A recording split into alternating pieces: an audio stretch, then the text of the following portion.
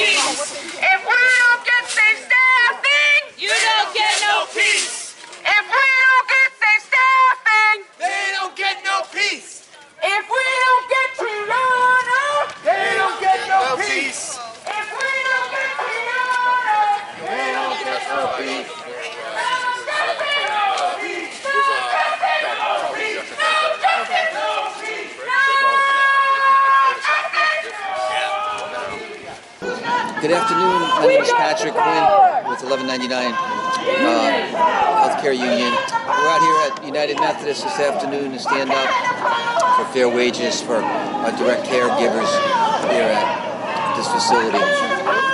Caregivers give 100% blood, sweat, and tears every day to take care of other people's relatives. They just want to earn a living wage so they can take care of their relatives and their families. Our folks here, despite the fact that this is a religious affiliated institution, have really not been treated fairly. One of our delegates here, Kiana, discovered that they weren't paying people properly, and their response to that, rather than to fix the problem, they retaliated against her and fired her. We filed unfair labor practice charges, and we intend to pursue agreements to get her reinstated, but we want to make sure that they understand that the most important thing is we'll stand up for one another and back people who fight for the union and support their co-workers so they can get a decent pay for a decent day's work. So thank you all for your support for coming out tonight. We had a bunch of people from firefighters, teachers, Teamsters, a number of elected officials, Greg Amori, Bob DeSilva, a couple candidates for office, and also some just other labor people from the carpenters, various other unions that have stood up. We've stood up with them in their fight, so they're here to return the favor and demonstrate true solidarity. So everybody stay strong, and we'll win this fight like we've won these other ones. Thank you. Hi, I'm Val Lawson. I teach social studies at East Providence High School. I'm the Vice President of the National Education Association, Rhode Island. Proud to be here today to support SEIU 1199, the home care workers here at Methodist. Labor needs to support one another. Those of us in the public sector are here today to support the private sector, and this place needs to do what's right. They're protecting an important segment of our society, the elderly. They need to treat the workers the same way SEIU treats their patients. Hi, this is George Nee. I'm the president of the Rhode Island AFL-CIO, and I'm here today to show the full labor support for SEIU Local 1199. This particular employer is clearly mistreating workers, cheating them on their wages. Hopefully there'll be some resolution through either the Department of Labor and Training or the federal government. But in the meantime, this is how workers keep their rights and gain rights by participating by demonstrating, by showing support for individuals who are being mistreated. And as long as employers do that, we'll keep walking and keep talking and keep screaming. So let's keep this movement growing. Hi, my name is Kiana Hart, and I live in Pawtucket, Rhode Island. I've been working for United Methodist for about 4 years now. I'm a CNA in MedTech, also the union delegate here at this facility. Some short time ago, I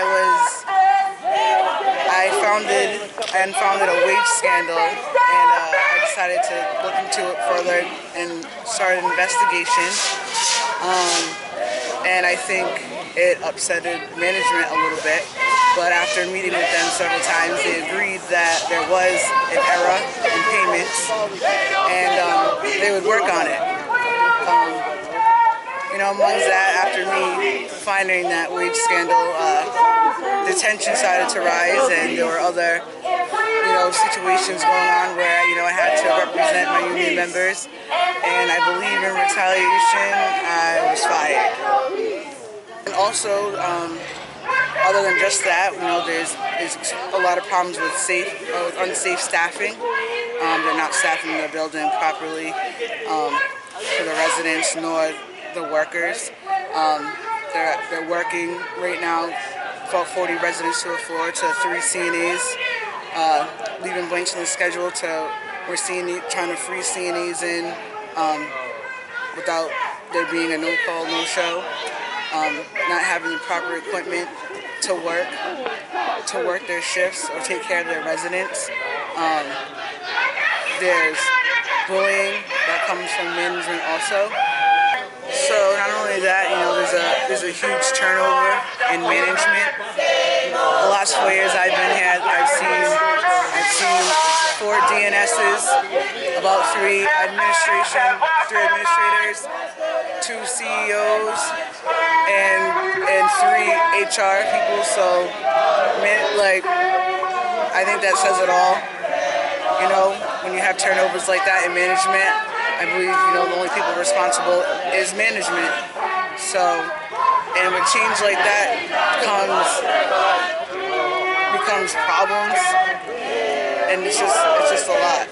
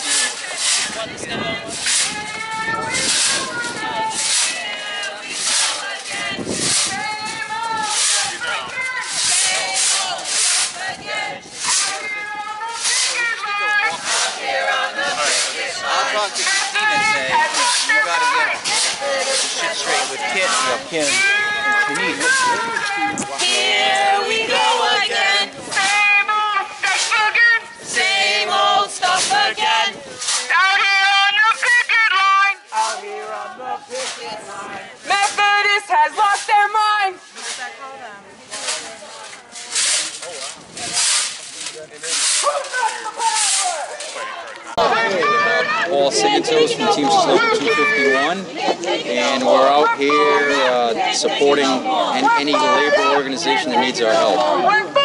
Basically, it's not just a Teamster thing. It's not just an 1199 thing. It's a labor thing. It's a mistreatment of workers, and that's why the Teamsters are out here. Just like our motto, we're people helping people. So anybody that needs our support, we're there. In mind, which is returning her to work and get everybody the pay that they deserve. And, right? Go ahead. And just on top of that, the other thing that they think that you can get away with, Kiana was doing a really good job holding them accountable to staff us properly, instead of having holes in the schedules and us getting mandated to stay. So we have a really unsafe staffing pattern here that Kiana was holding them accountable to. And after they got rid of Kiana, they announced they want to do layoffs and reduction in hours. So that another message is to them that we are not going to take unsafe staffing, we are not going to take layoffs, and we're going to get Kiana back to work so she can keep doing her job as a delegate.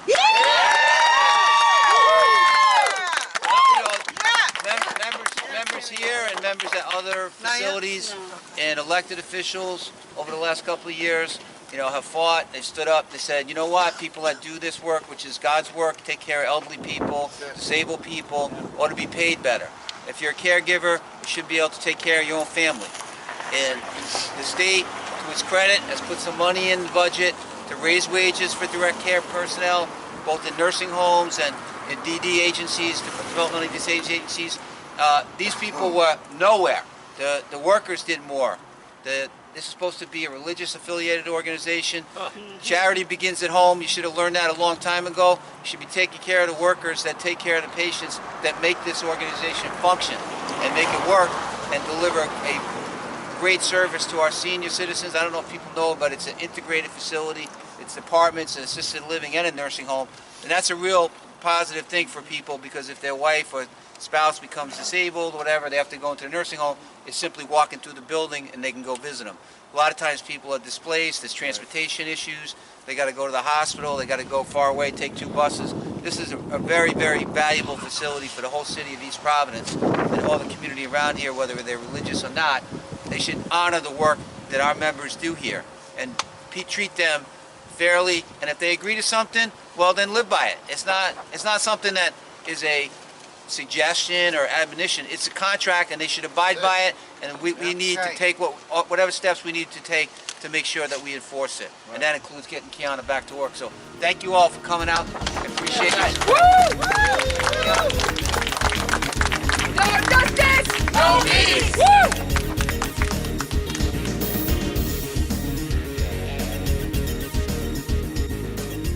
Good evening and welcome to this edition of Labor Vision. My name is Jim Riley. I'll be your host tonight. Today we're going to be talking about the important role that child care plays in the workforce development for the state. As you may recall, we discussed child care assistance in a previous session. And to recap it briefly, Rachel, will you give us an overview of the state's child care assistance? Let me just say that our guests are Rachel Flum from the Economic Progress Institute and Shannon Carroll from the Genesis Center, 2 fabulous organizations. Okay, Rachel, you're on. Thank you for having us again, Jim. So the Child Care Assistance Program here in Rhode Island is a program that every state has. We primarily use federal funds to provide subsidies for lower income families to help pay for the high cost of child care. So currently there are about 9,000 children who receive a subsidy to be enrolled in a child care assistance program, either a center-based program or a family child care home. Mm-hmm. And by low income, the cutoff is about $36,000 a year for a family of 3.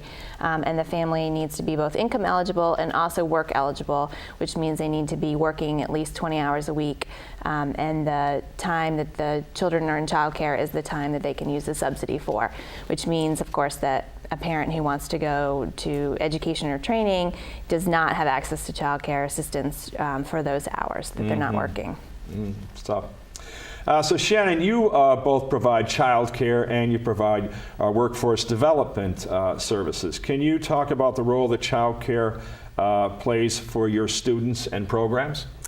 Absolutely. I've heard some people say that they don't think child care is necessarily a workforce development issue, and I would say it's a double workforce development issue because it hits us on two fronts. So first off, if we have people who are coming in who want to take a workforce training, for example, our medical assistant training, during that time they need quality, consistent childcare so they can attend to their studies and know that their child is being taken care of. So that's one way.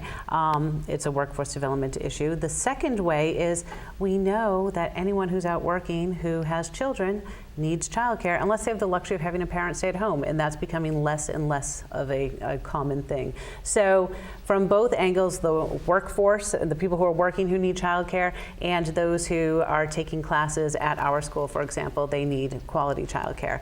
Now the problem arises in the fact that because we have such low reimbursements, we really can't pay our teachers very much. And so childcare is a very low paid industry. And so it's hard to attract people who want to work and stay at our centers. And so if that's happening all around the state, then childcare centers are going to have to close. And then we have a shortage of spots for people who are working or taking classes who need quality childcare. So I feel the beginnings of a crisis starting, and so I think we really need to look at the model that we have and the reimbursements and the compensation for childcare workers to really have a good model, one that works in the state.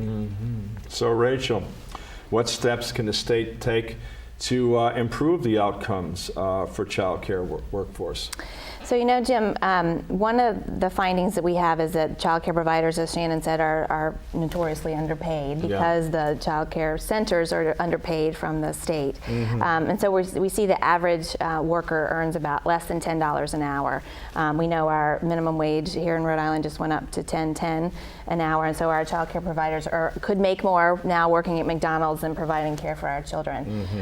So, you know, as we talked in the last program, we're really working towards a number of bills that have been introduced, and then also the governor's budget to reinvest in the child care program in order to pay the providers based on the quality of their program a higher reimbursement rate.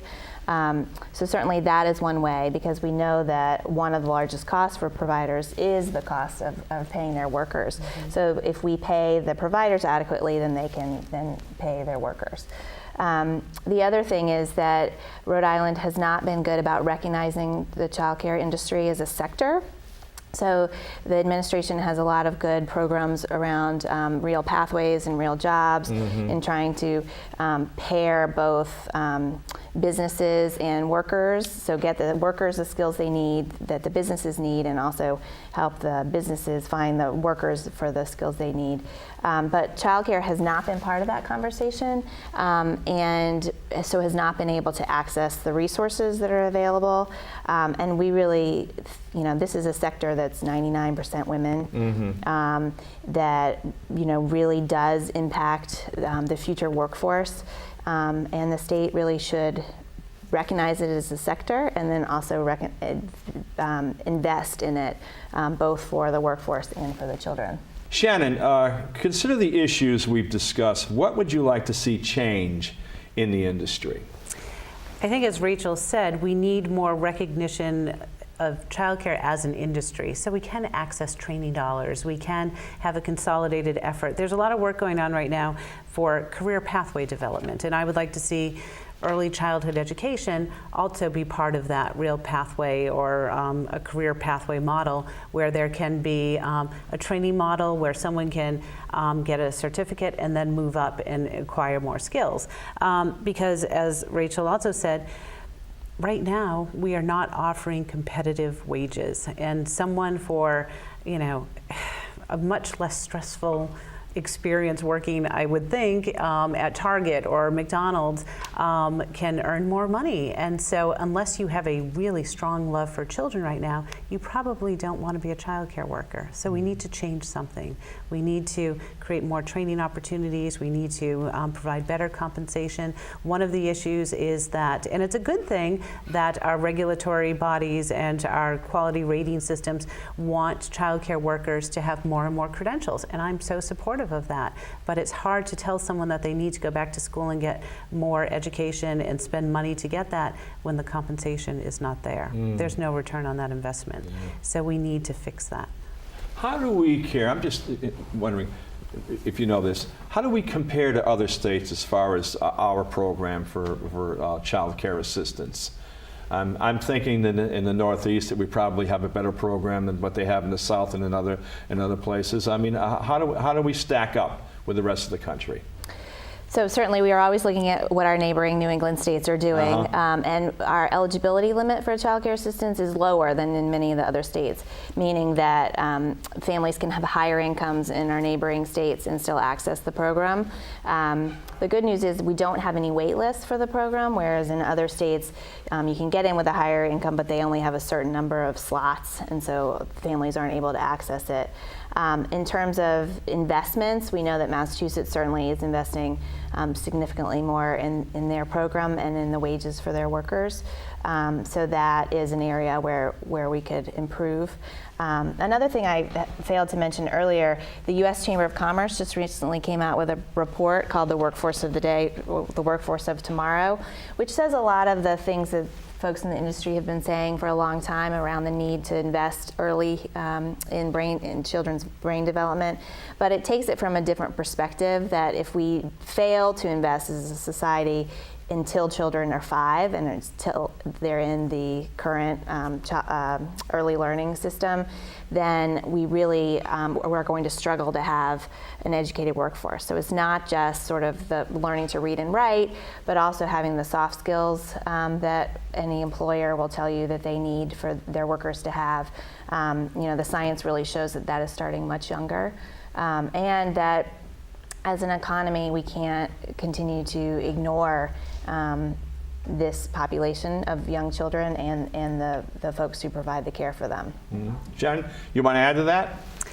I agree with what Rachel has said, and I think we talk a lot about the children are our future, we need to invest in our children, but we're just not seeing it. And from the adult education perspective, we work a lot with employers, and their number one frustration year over year is that their employees lack those soft skills, those skills that we might take for granted of workforce etiquette, how to interact with your coworkers, conflict resolution. Those things actually start when you're a child. And as Rachel's saying, in those 0 to 5 year ages, we can start that in early learning centers. We can set that foundation. So it is an investment in the future, and we need to get people to understand that. Are these primarily private sector homes? I mean, who owns child care centers? So most of them are nonprofit. I think it's probably a split between nonprofit and for-profit child care centers. There also are family child care providers. The family child care providers here in Rhode Island are actually unionized workers. And the Child Care Assistance Program will pay for a child to be either in a center-based setting or in a family child care home. And so the improvements that we're talking about are both for the family child care centers, or family child care homes, or the child care centers. Recently there's been such a focus on increasing the quality of child care settings so that they're not just children in front of televisions, that we really focused on the number of adults in the room and that sort of thing. And that costs money to be, and so we've asked a lot of our child care providers, but we haven't kept up with helping them support and pay for that increased quality. Want to add to that, Shannon? Well, that's exactly it. I sometimes give the example that when you look at child care workers versus adult education teachers, according to the way they are labeled as far as the Department of Labor categories, the child care workers are wage-based workers, where the adult ed providers are salaried, exempt workers. And so I think that right there shows that we're putting a greater emphasis and a professional lens on an adult educator versus a child care worker. And meanwhile, it's not just a babysitting place anymore. We are teaching our children. There are so many complex things that go into lesson planning and best practices to make sure that those competencies that we want to see in the kids are getting through to them. And so I just think that we need to look at child care workers in an elevated way and make some changes. Okay, so Rachel, how do we better engage the business community in this conversation? Right. Well, we really, we've been trying to have conversations with the Chambers of Commerce after this U.S. Chamber of Commerce report came out, because we know that workers must be talking to their employers about, if they have to take a day off of work because their child is sick and they have to go pick them up, et cetera.